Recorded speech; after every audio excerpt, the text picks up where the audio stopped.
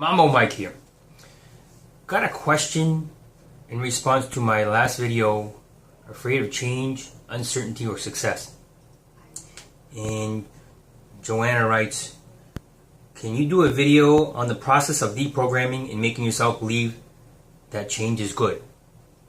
Okay, so the first thing is, in order to deprogram, you have to know that you're being programmed. And so that starts with awareness.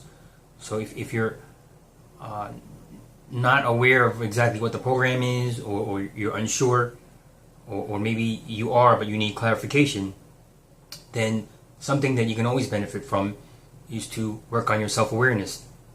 And one of the ways to do that is by meditation. And the more you meditate and the more you observe your own patterns and thoughts, the easier it is to sort of detach yourself from what you believe or define yourself as. And so I encourage you to check out my other video on meditation, and also there's another video called You Are Not That Which You Identify as a Self. I'll leave the links for both of them below. So that's the first step, is to recognize what beliefs you have about yourself, and ask yourself, you know, are these mine, or are these beliefs that I adopted from somewhere else or somebody else, right? And the second thing would be, once you've sort of established what those beliefs are, then you have to sort of ask yourself, if I make this change that I'm afraid of, what would it mean? Like, what's the worst that can happen? You know, and that's going to be the next step in finding out what negative beliefs you have. So, for example, let's say you're in a relationship that you don't want to be in, right?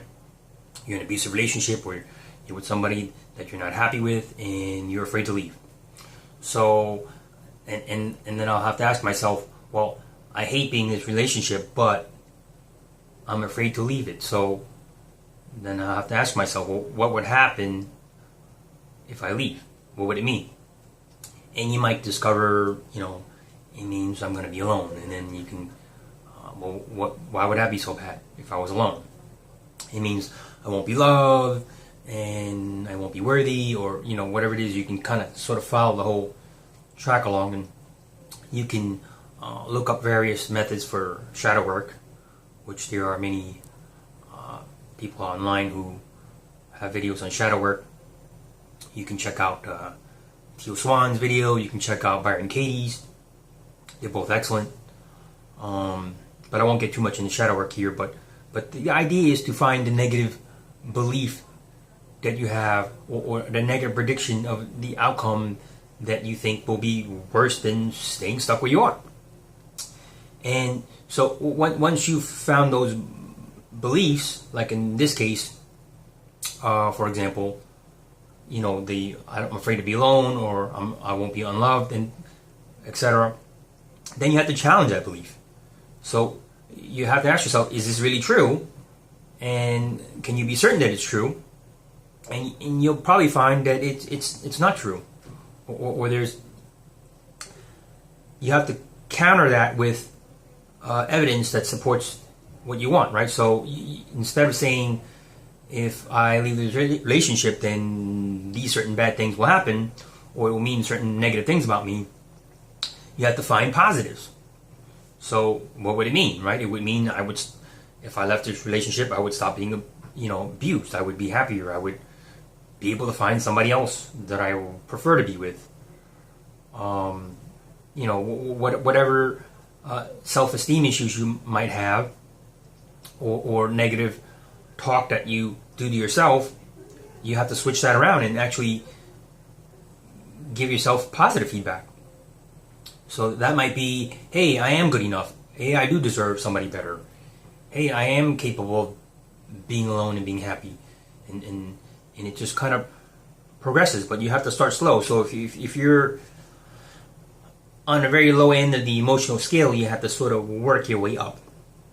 But the bottom line is, you have to find a way to gradually replace those negative beliefs or negative thoughts with positive ones, because no belief or there's no truth that's like the ultimate truth. And ultimately, the what you consider to be true is based on your beliefs, and your beliefs are based on thoughts that you keep thinking.